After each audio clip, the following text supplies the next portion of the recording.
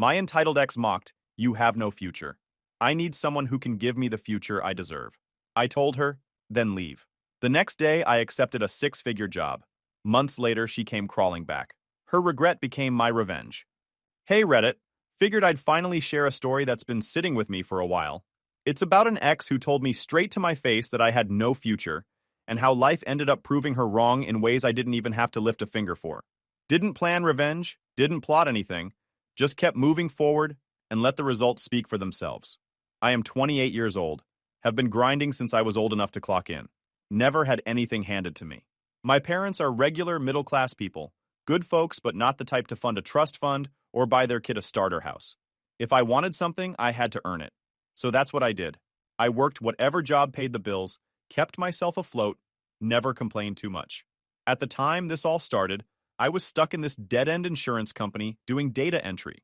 What nobody really knew was that nights and weekends I was grinding on code, online courses, LeetCode problems, building small apps, even tossing stuff on GitHub. I'd been slowly stacking experience for years, just waiting for a shot. Picture this: cubicles that smelled like old printer ink, a boss who thought being manager meant walking around with a coffee cup and criticizing people who actually worked, and coworkers who spent more time gossiping than typing. That was my Monday through Friday. My paycheck was just enough to cover my half of the bills and keep my beat-up Honda running. Nothing flashy, but I wasn't drowning either. My girlfriend, though? Different mindset entirely. She was 26, just landed a marketing job she wouldn't shut up about. Suddenly, she acted like she was the CEO of a Fortune 500 company. We'd been together for 2 years, living together for about 8 months in my tiny studio apartment that I'd made work. Secondhand couch, wobbly kitchen table, but it was home. I fixed things myself, handled bills, kept the lights on. Didn't matter. To her, it was not enough. She always had comments. My car was embarrassing. My furniture looked college dorm. She'd joke about how her coworker's boyfriend drove a new SUV, like that was the bar now. I didn't mind playful teasing, but hers had an edge to it, like she really believed I was dragging her down. I usually clapped back. One time she said, "Don't you wish you had something newer than this car?" And I shot back, "Yeah, maybe I should get the same model your dad drives, since you seem to like living off other people's money." She didn't laugh. Anyway, one random Tuesday, my life flipped. I checked my email on lunch break, and there it was. Subject line, senior software developer position, final offer. My stomach actually dropped. I'd been through 4 rounds of interviews with a Manhattan tech company, didn't think I'd make it past round 2, but here it was in black and white. A 6-figure salary, relocation covered, and a start date no later than 3 months out, but flexible if I wanted earlier. I leaned back in my chair, stared at the screen like it was a cheat code for life. I hadn't even told her I'd been interviewing. Why? Because I already knew how she operated. If I got rejected, she'd treat me like a failure. If I got the job, she'd suddenly rewrite history like she always believed in me. I didn't feel like giving her that power. So I sat on it. I had 2 weeks to accept. I minimized the email and went home like nothing happened. She was on the couch scrolling Instagram, probably liking pictures of some influencer's vacation. I looked at her, and in my head I thought, "You have no idea how close your entire life is to changing." But I kept quiet. A few nights later, she insisted we go to dinner at her parents' house. Fine. I didn't love it, but I went. Big mistake. Her dad opened with, "So, any new opportunities at your job?" Like he already knew the answer. I said, "Nah, same old grind, but I'm good at it." Her mom forced a smile and said, "Well, at least you're consistent." Then the conversation turned into a highlight reel of her career. New office, new clients, potential growth. They even joked about how they might need to help us upgrade our furniture soon. She laughed along. Laughed. Like it was hilarious that I was sitting there being treated like the underachieving son-in-law. That's when I realized how shallow she really was. She cared more about optics than reality. They didn't see the bills I paid, or the nights I stayed up fixing things so we could save money. They just saw low status versus high status. I didn't bite back hard in that moment. Figured my ace card was too good to waste. But I did lean back, smile, and say, "Good thing furniture doesn't define a relationship. If it did, half the couples in this neighborhood would be single." She didn't like that. Later that night, she complained that I embarrassed her by being sarcastic. And I told her flat out, "If you're that unsatisfied, maybe you should just leave. Problem solved." She went quiet. That's the thing about me. I don't beg. I don't play the please don't go game. You either value me now or you don't deserve me later. So while she was whining about optics, I had an email in my pocket offering me a new life in New York. 6 figures, apartment allowance, a career I actually wanted. She thought she was dating a guy stuck in neutral. In reality, I was idling with my foot on the gas, just waiting for the green light. That night, lying in bed, I stared at the ceiling and decided, I'm not telling her yet. If she can't see my worth without a paycheck attached, she doesn't deserve to be there when it finally hits my account. And man, that decision set the stage for everything that came after. From the outside, nothing really changed right away. I still dragged myself to that cubicle farm every morning, still drove the same Honda with the squeaky brakes, still came home to the same small apartment. But inside, I had this calm confidence. Like a guy who knows he's holding pocket aces while everyone else thinks he's bluffing. Meanwhile, she was on a different frequency altogether. Her marketing job had her feeling like she was suddenly the main character of life. She'd come home and brag about her boss asking for her creative input, or how a client complimented her outfit. I clapped when it was worth clapping, but she always wanted me to act like she just cured cancer. Then came the nitpicks. My car again. My couch again. One night she stared at my old TV like it was an insult to her existence. Do you realize most people our age have a smart TV by now? She asked. I didn't even look up from my laptop. Yeah, and most people our age are also drowning in debt. Want me to keep going? She rolled her eyes. She hated that I didn't get defensive. She wanted me to grovel. Instead, I gave her sarcasm every time. She'd say, we should think about buying a house soon. And I'd go, yeah, let's slap 20% down on a place right next to your dream co-worker's boyfriend. Should I put it on my Monopoly money card? She'd huff and change the subject. But here's the thing. You can only dodge for so long. The big fight came on a Tuesday in March, right after I got home from work. I walked in, still in my jacket, and she was pacing the kitchen like she'd been waiting all day to blow up. She started with small talk about her day, then it morphed into her coworker's boyfriend. Again, he just got promoted to regional manager. They're already looking at houses together. Isn't that amazing? She said, voice full of fake sweetness. I knew what was coming. I leaned on the counter, arms crossed, waiting. Then she dropped the mask. I just don't understand how other people our age are moving forward while you seem comfortable being stagnant. There it was. I smirked. Translation? Why don't you make as much as your coworker's boyfriend? Her face tightened. I'm serious. Don't you want more? Don't you want to push yourself? Sometimes it feels like you're fine with mediocrity. I didn't flinch. Funny, because I'm the one paying half the bills in this apartment you were so excited to move into 8 months ago. Was I mediocre then? Or just mediocre now that your coworkers started flexing? She crossed her arms. You always have an excuse.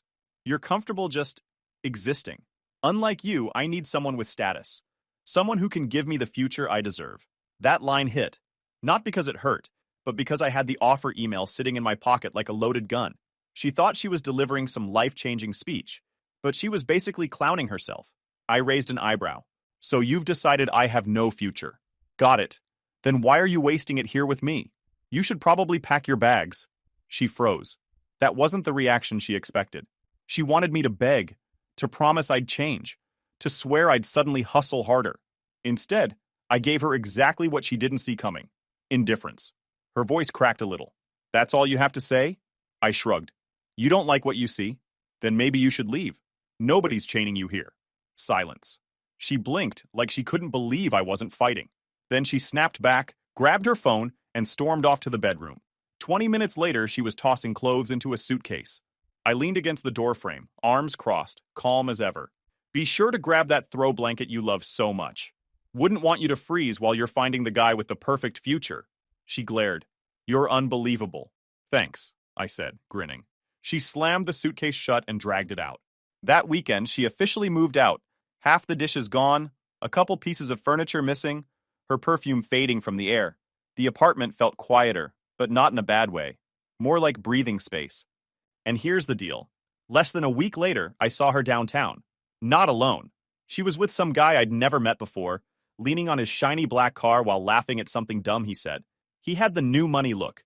Designer watch, loud sneakers, way too proud of his own haircut. I didn't feel jealous. I felt validated. She ditched me for a guy who looked like a LinkedIn profile picture come to life. I almost laughed out loud. That night, I went home, sat on my couch, and reopened that job offer email. My cursor hovered over accept. I thought back to every jab about my car, my couch, my TV, her parents' little digs, her lecture about me having no future. I closed the laptop. Not yet. Tomorrow. And for the first time in years, I felt like I wasn't just existing. I was about to win. The next morning, before I even clocked in at that miserable insurance job, I clicked accept. Just like that, my entire life shifted. I called HR right after, asked if I could start sooner instead of waiting 3 months. They didn't even hesitate, said they'd love to have me as soon as possible. That sealed it. I didn't tell a soul. Not my parents, not my friends, definitely not her. Silence was my favorite weapon. People love to talk, but me? I'd rather let my actions detonate later. Work was my first battlefield. I printed out my resignation letter and dropped it on my boss's desk.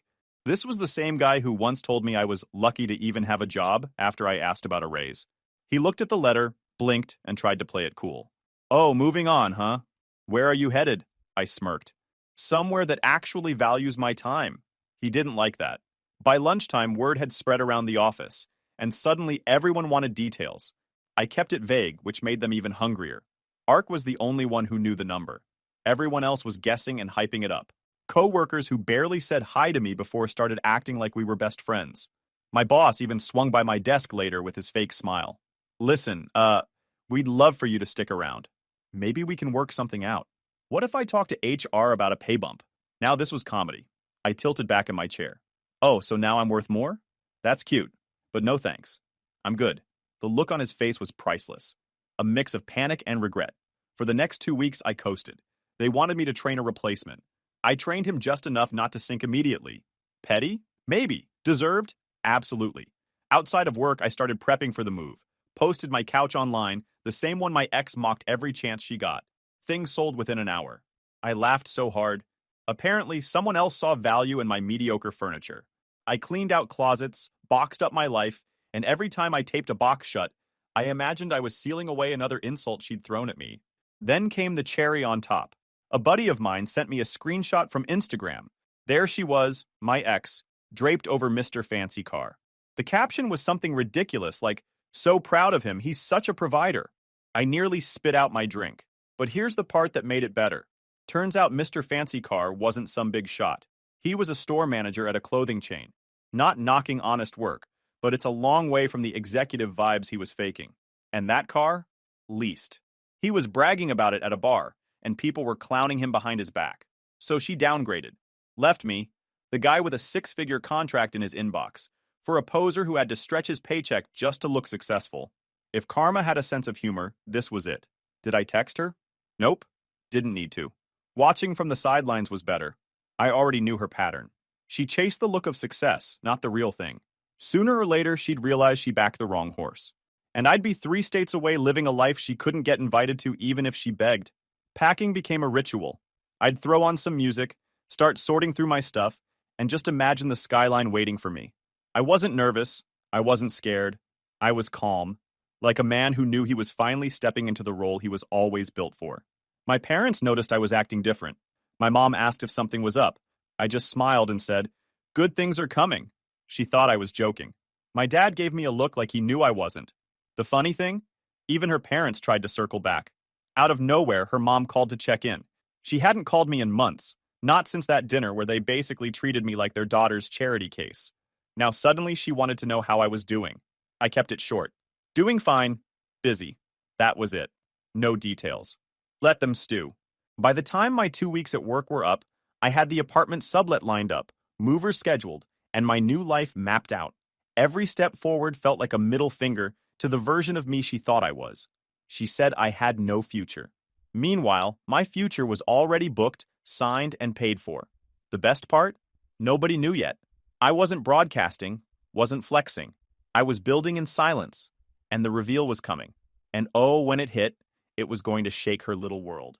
I wasn't planning some dramatic reveal. My style is more let life do the talking. But apparently, life had other plans. One of my co-workers, Mark, got the bright idea to throw me a farewell party. "Dude, you're moving to New York for a 6-figure job. We can't just let you leave quietly," he said.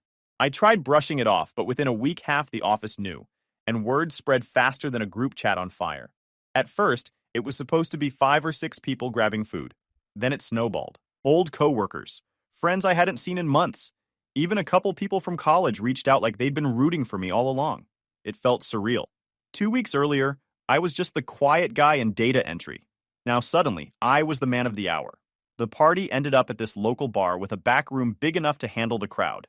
I walked in and immediately felt the energy shift. People were clapping me on the back, shoving drinks into my hand, asking when I was leaving, how I got the offer, what New York was like. For once, I wasn't the guy in the background. I was the story everyone wanted a piece of. Mark raised his glass and gave a toast. To the man who proved you don't need to be loud to make moves. He's going to New York to make more in a year than most of us make in 2. The room roared. I played it cool, just smiled and shrugged. What can I say? They were desperate, I joked. People laughed, but I could see the respect in their eyes. The kind that doesn't fade when the punchline is over. The best part? Her best friend showed up. I didn't invite her, but she was part of the circle, so it made sense. When she saw me, her jaw practically hit the floor. She hugged me a little too tight and said, "So, you're the secret big shot, huh?" She didn't mention that. I grinned. Yeah, guess I must have slipped her mind. She laughed nervously, but I knew what was coming. By the time she got home, my ex was going to have the whole story. Pictures were being taken left and right. Group photos, selfies, candids. People were tagging me, captioning it like I was some hometown hero. Proud of you, man. Next stop, Manhattan. My notifications were buzzing nonstop. At one point, a girl I hadn't talked to since college walked up and said, "Honestly, I always knew you'd make it big." I almost choked on my drink. This was the same girl who once ignored me at a house party because I didn't dress the part. And now she wanted to rewrite history. It wasn't just her. A couple guys who never gave me the time of day were suddenly asking for career advice. How'd you do it, bro? What's your secret? My secret? Years of grinding while they laughed, and an ex who underestimated me so badly, it pushed me to level up. But I just smiled and said, right place, right time. By midnight, the photos were everywhere. People were commenting, sharing, congratulating. My feed looked like a highlight reel. I didn't care about clout, but I knew who would. Sure enough, my phone buzzed at 2 a.m. Her. The first text, "Hey, can we talk?" Then another, "Is it true you're moving? New York?" An hour later, a paragraph. "I don't understand why you never told me about this when we were together. Did you hide it on purpose? I just feel blindsided. We should talk about us." I didn't reply. I set the phone face down and went to bed smiling. The next day, the calls started. Missed calls stacked up like spam. Voicemails, too. At first, they were polite. "I just want to clear the air." Then they got emotional. "I can't stop thinking about us. We were good together. Maybe I was too hard on you." By the third day, they turned frantic. "So what, you just moved to New York and forget me? After everything we had, you can't even give me 5 minutes to talk?" I listened to every single one, then deleted them. Not out of cruelty, but because I knew nothing good would come from responding. She wasn't reaching out because she suddenly rediscovered her love for me. She was reaching out because her whole no future narrative had just blown up in her face. And the thing is, I didn't even need to say a word. The photos, the posts, the party, they did all the talking for me. She dumped me for being mediocre. Now her friends were congratulating me for leveling up, while she was stuck on the outside looking in. It was the cleanest revenge I never had to plan. By the time moving day rolled around, I was on autopilot. Boxes taped, movers hauling furniture, lease paperwork done, my car stuffed with whatever I didn't trust strangers to carry. The place that once felt like our future was now just another stop I'd outgrown. I was pacing back from a last walkthrough when I saw her. She was standing at the end of the driveway like some badly timed ghost. Nervous, arms crossed, chewing her lip. She looked smaller than I remembered, less sure. The confident girl who once stood in this kitchen and declared I had no future was gone. This version looked like she wasn't sure she had one of her own. I stopped and stared.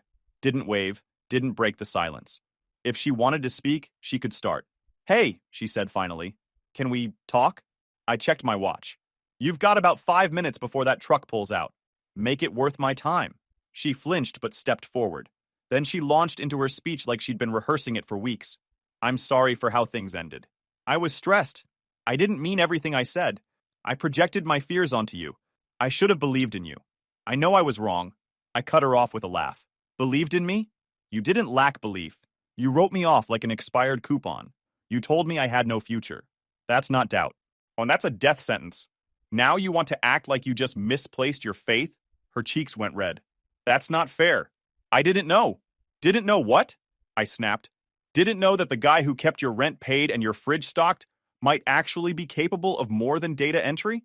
You didn't care to know. You didn't even ask. You just measured me against some random coworker's boyfriend and declared I was worthless. She wrung her hands. I was scared, okay? Everyone else seemed ahead of us, and I panicked. But I've realized we had something good. Maybe we could try again. I shook my head. You don't get to pull the eject handle and then try to crawl back into the cockpit once the jet takes off. You made your choice. Live with it. Her face twisted, desperation creeping in.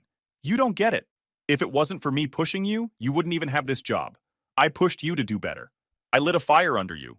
So in a way, I'm part of your success. You should be thanking me. Korai laughed so hard the movers glanced over. Oh, that's rich. You dumped me. Call me stagnant, bounce onto Mr. Least BMW, and now that I'm leaving for New York, suddenly you're my motivational speaker. What exactly should I thank you for? The insults? The comparisons? Or maybe the part where you made yourself look like a clown when the mediocre guy turned out to be a six-figure earner? She scowled. You're twisting it. I just knew you had potential, and I pushed you. No, I interrupted. You didn't push me. You pushed me away. There's a difference. And trust me, you don't get credit for my grind. That job offer wasn't thanks to you. It was in spite of you. Every time you called me average, I worked harder. Every time you mocked my couch, I built my escape plan. You weren't fuel, sweetheart. You were dead weight. Her voice cracked. That's not true. You wouldn't even have believed in yourself if it wasn't for me demanding more. I smirked. Right. And I guess LeBron should thank the guy who cut him from JV for pushing him. That's not how this works. You don't get to sabotage someone and then demand royalties when they win. Her eyes watered, but she pressed on, voice higher now. So what? You're just going to New York and leaving me here? After everything we shared? After 2 years? I leaned closer, voice calm but sharp. You left me the moment you decided a store manager with a leased car looked shinier. Don't talk about 2 years like you respected them. You torched those years for a guy who couldn't even keep up the image for 4 months. And now you're here, begging at the end of my driveway, because suddenly your safety net is gone. She went silent, chest heaving. Then, almost whispering, So you're really done with me? I grinned. Done? I was done the second you said I had no future. The only reason I even let you finish your little speech just now is because I had time to kill before the movers closed the truck. Her lip trembled. Maybe we could try again in New York. You don't have to stay here. I could come with you. It'd be different. I cut her off again. Yeah, it'll be different. Because you won't be there. The movers slammed the truck door shut, asked if I was ready. I didn't look at her. Yeah, let's go. I got in my car. She stood there, shaking, trying to hold on to whatever scraps of control she thought she had left. I rolled the window down one last time, gave her a final line she'd never forget. You told me I had no future. Funny thing is, you were right. The only future I don't have is one with you in it. Then I pulled out, left her standing in the dust. New York didn't wait for me to catch my breath. From day one, it was all motion. The company put me in temporary corporate housing while I hunted for a real place. I sold the Honda a week after landing. The subway and the occasional Uber did the heavy lifting. Within 2 weeks, I signed a lease on a Brooklyn apartment with a view of the skyline. First night I stood on that balcony, watching the city light up like a circuit board, and thought, this is what she said I didn't have. A future. Work was a different world compared to that cubicle graveyard I'd left behind. My new team actually respected me. My boss didn't just bark orders. He asked for my input, treated me like someone worth listening to. The projects were challenging in the best way. Instead of entering data like a robot, I was solving problems, building tools, making decisions that mattered. Within 3 months, I'd earned a promotion. First time in my life, someone paid me more money because they thought I deserved it, not because I threatened to quit. Outside of work, I started building a circle. A couple guys from the office invited me to lift with them at their gym. My neighbors introduced themselves instead of pretending I didn't exist.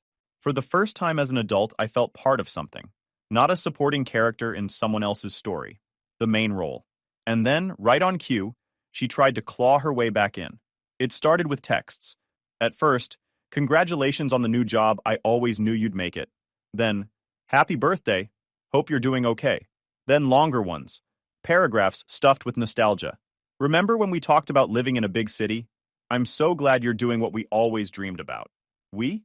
We didn't dream about this. I did. Alone. While she was busy comparing me to Mr. Regional Manager boyfriend, I was grinding. I ignored every message, which only made her escalate. Calls at random hours, voicemails that shifted between flirty, angry, and pathetic. One night I played one on speaker, while a couple coworkers were hanging out at my place. She actually said, "You wouldn't have made it if it wasn't for me pushing you. Deep down, you know your success is mine too." My buddy nearly choked laughing. I deleted the voicemail and said, "That's the voice of a woman who thought a leased car was an upgrade." But she wasn't done. Screenshots started showing up in my DMs, posts she made on social media. Stuff like, "So proud of him, I always supported his dreams." And, "Funny how people don't realize who pushed them until it's too late." She was writing essays about me like she was some ex-wife entitled to alimony. People from back home were clowning her in the comments, sending me the receipts. One caption literally read, "Behind every successful man is the woman who built him." I just shook my head. She didn't build me. She tried to tear me down, and when I rose anyway, she slapped her name on the foundation. The creepy part didn't happen until month 4. I came home late one night, after a brutal day at work, stepped out of an Uber, and froze. There she was, standing outside my building with a suitcase, dressed like she was ready for a date night. "Surprise," she said, smiling like this was some rom-com reunion. I didn't move. "What the hell are you doing here?" "I came to be with you," she said matter-of-factly. "We used to daydream about making it to New York. Now I'm here. It's fate." "We?" I laughed. "Last time I checked, you said my future didn't exist. Now you're dragging luggage to my building like we're in some Hallmark movie? You've lost it." She pouted, stepping closer. "You don't mean that. This is where we were always heading. I just got scared before, but now I see clearly. You're successful because I pushed you. We're meant to do this together." I held up a hand. "Stop. You don't get to show up uninvited, rewriting history like some deranged stalker. You didn't push me forward. You pushed me out the door. There's a difference." Her smile twitched. "Don't talk like that. I came all this way because I love you." I smirked. "You came all this way because your little upgrade couldn't keep his car payments, and now you're broke, living with your parents. You're not here for me. You're here for stability. You see me winning and you want to cut. Sorry, the ATM's closed." Her face cracked. "That's not true. You're being cruel." "Cruel." I leaned closer. "You told me I was stagnant. You laughed at my car, my couch, my life. You don't get to reappear 4 months later with a suitcase and call it destiny. That's not love. That's desperation dressed up in lipstick." She blinked hard, eyes wild. "You'll regret this. One day you'll realize I'm the only one who really knew you." I laughed. "Oh, I know you. You're the girl who downgraded to a store manager and then tried to put your name on my success when it blew up in your face. You're not my future. You're a tourist who missed the last train." At that moment, the doorman stepped out, sensing the scene. "Everything all right here, sir?" I nodded. "She was just leaving." She shrieked, "No, I'm not leaving. You can't erase me. I belong here." The doorman raised an eyebrow and gestured toward the street. "Ma'am, you need to go." She tried to cling to her suitcase like a lifeline. "This is fate. You can't just walk away from fate." I smirked as I walked inside. "Fate doesn't knock on my door with a suitcase. Fate already moved me here without you." The door shut behind me, her voice muffled in the night. Upstairs, I dropped my keys on the counter, stepped out onto my balcony, and looked out at the skyline. Peaceful. My city. My future. She said I had no future. Now she was the one showing up uninvited, begging to be in mine. After that night in New York, I figured I'd never see her again. And honestly, I didn't care if I did. Life was good. Work kept me sharp. The city kept me busy. And I was stacking wins left and right. I'd built a rhythm that didn't include her shadow anymore. Then a year passed, and I had to fly back home for my cousin's wedding. I wasn't excited about going. Hometowns have a way of feeling smaller once you've outgrown them. But family's family. So I packed a bag, caught a flight, and landed in the same place I'd left behind in the dust. It was surreal. The same streets, same hangouts, same people still orbiting the same gossip. And of course, my name came up in every conversation. Relatives pulled me aside to tell me how proud they were. Old friends asked about the city like I was some celebrity. It felt good, not gonna lie. But the moment I knew was coming came fast. Whispers about her.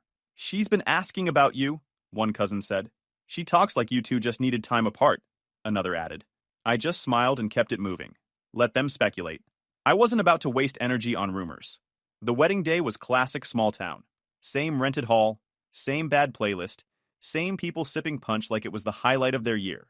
I was catching up with my old college roommate when I saw her. She slipped in like she owned the place, wearing her best "I'm doing fine" smile. From across the room, I could tell it was forced. She made her way toward me eventually, weaving through tables like a shark that smelled blood. My buddy caught on and muttered, "I'll give you space," before disappearing. "Hi," she said softly, almost like the night outside my building hadn't happened. "Can I sit?" I gestured at the chair. "It's a free country." She sat down, folded her hands, and stared at me like she was trying to read a language she'd forgotten. "You look good. New York suits you." "Yeah," I said flatly. "It does." She tried again. "I've been working a new job. Not as exciting as yours, obviously, but stable. I'm getting back on track." I nodded once. "Good for you." Her smile wavered. "I saw pictures of you online. You look happy. You deserve that." Silence stretched. I didn't feel the need to fill it. She finally leaned forward. "I just wanted to tell you. I was wrong. About everything. I didn't see what I had. I thought I needed more, and I ended up with less. I regret it." I leaned back, arms crossed. "That's nice. But let's be clear. You don't regret losing me. You regret losing the perks. You regret misjudging the bet. There's a difference." Her eyes watered, but I kept going. "When you walked away, I didn't chase. That should have told you everything. You weren't worth fighting for. Not then, not now." She shook her head. "I know I messed up, but can't we at least be friends? We had history." I laughed. "Friends? You think I want to swap memes with the same girl who told me I had no future? No thanks. I'd rather have fewer friends and zero anchors." Her face crumbled. "You don't mean that." "I mean every word. Look around." I gestured to the hall. "You're sitting here clinging to the past while I'm flying in from a city you couldn't survive a week in. That's not an insult. It's just reality. You're stuck in rewind. I'm on fast forward." She sat there frozen, no comeback, no defense. Finally, she whispered, "I hope one day you'll forgive me." I stood up, straightened my jacket. "There's nothing to forgive. You made your choice, and I made mine. This is me living with it." I walked away, left her sitting there while the DJ switched to another cheesy love song. People glanced, whispered, but I didn't care. That was the last real conversation I'd ever have with her. Back in New York the next night, I dropped my bag on the floor of my apartment and stepped onto the balcony. The skyline stretched out, alive and endless. My life, my future. Sometimes the best revenge isn't screaming or plotting. It's silence. It's success. It's leaving someone to choke on the dust you kicked up when you left. She said I had no future. Funny how my future turned out brighter than anything she'll ever stand under again.